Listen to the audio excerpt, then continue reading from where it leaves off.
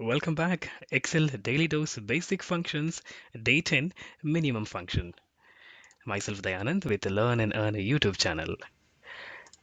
Min function, it right opposite to max function what we learned in our previous video. Max retrieves the maximum number, min retrieves the minimum number which is supplied in the range or as an argument. Alright, let us start practicing it. Min, min.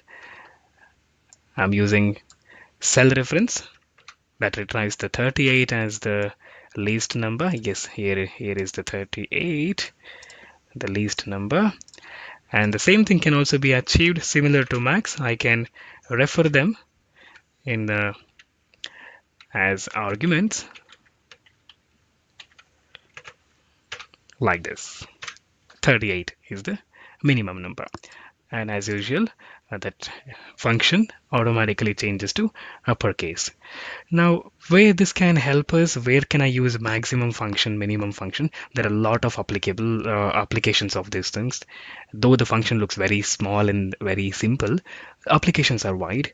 If you would like to see who scored the highest marks in a college, say the college have got 2000 students, you can't simply go down and keep checking who got the highest, who got the highest. Use one simple max function and put the cell reference for the column, and you get the answer in seconds. Right? You can also use this to identify highest value in any given range. Right? And the similarly, minimum can be used to identify lowest value, a lowest score in the given range. Right, that's it for today's video. So we'd like to make it a short video, simple video, to the point. Thank you.